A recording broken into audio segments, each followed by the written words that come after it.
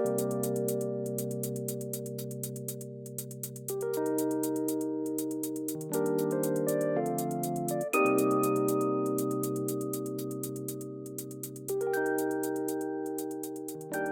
Florent. I work for Lombard International and I'm the Group CFO.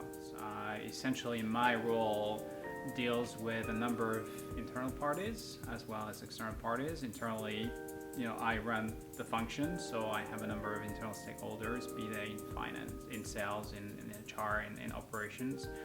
And externally, I deal with rating agencies, with lenders, with auditors, with regulators.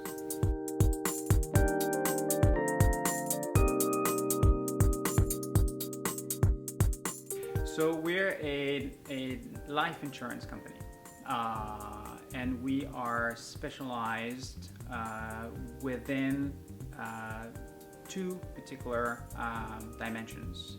One is we're very focused on high net worth and ultra high net worth individuals. When you look at life insurance, there are two categories of life insurance. There are a number of products, of course, but one of them relates to what's called unit-linked life insurance.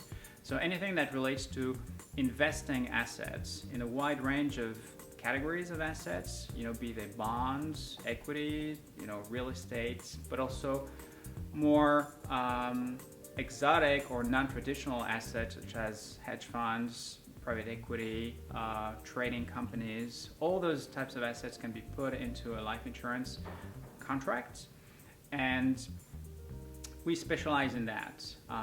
We've been doing this for 25 years, and the more complexity there is, and trust me, that can be quite a lot with ultra high net worth individuals, the better equipped we are at dealing with their needs.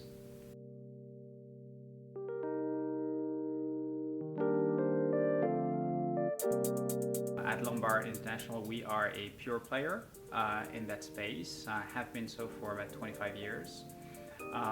And we've seen some interesting development in the demographics and the dynamics as well of that space. I mean, obviously there have been a number of trends that we've seen across the world with the emergence of Asia and Southeast Asia becoming, a huge hub for high net worth and ultra high net worth in particular. But and obviously we're following this closely and trying to capture some of that wealth there. At the same time, we're seeing that there is more and more influence of ESG, and there are more and more sensitivities around the legacy that those ultra high net worth individuals are going to leave when they transmit their wealth or when they move on to the next phase of their lives. So that is one thing that we're keen to capture. This is definitely part of the conversation we have with policyholders, but also obviously with asset managers and family offices when they deal with those individuals.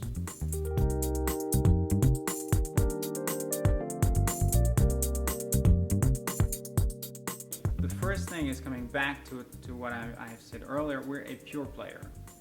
Whereas the Zurichs of the world or the Alliances or even the Generales do say and actually invest quite a bit of money into attracting high net worth individuals, that's the only thing we do. We're very focused, and this is our sole purpose. And when you do that, you can be more efficient because you devote 100% of your energy to that. And of course, if you're really focused there, you also develop the level of expertise that goes with it. We have across the company, across over 60 experts that deal with complex tax regulation, with a number of financial regulatory constraints as well.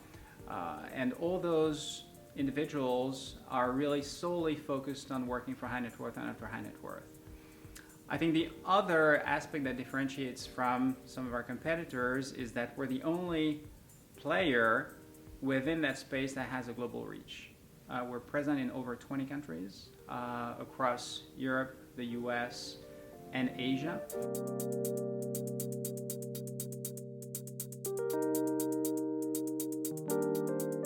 little bit like banking, we're heavily regulated within the insurance space, and we could trade a few acronyms for 5 or 10 minutes on BEPS, on IDD, on Solvency 2, on DAX 6, and so on and so forth.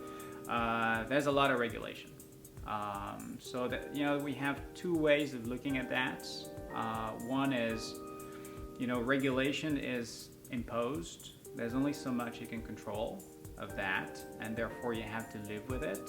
Now, obviously, a lot of it is driven by a general benefit and transparency to policyholders, to customers, to how the value chain of distribution works. So there are some fundamental positives around regulation, and we won't deny that. However, this has a cost.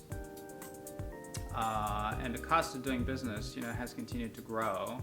That's true within the private banking world, that's true within the asset management world, and it's true within the life insurance world that we live in. And therefore, accumulating assets, growing business, growing our asset base has been critical for us to continue to be efficient, to be profitable, and actually to essentially create more degrees of separation between our business and our competitors.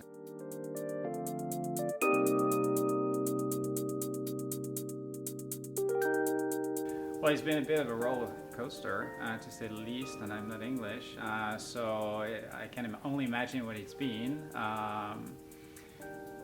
The best way that we've found to deal with the Brexit issue has been to prepare for a hard Brexit. So about 9 months ago, almost a year ago actually, we set out to create a distribution company here in the UK, which is called Lombard Wealth Advisor, LWA, which in any event, in particular in the event of a hard Brexit, would allow us to continue to do business here and to drive new business generation. So that entity was approved over the summer, and therefore no matter what drama lies ahead of us, we feel comfortable that we'll be able to continue to do business with us here in a post-Brexit world.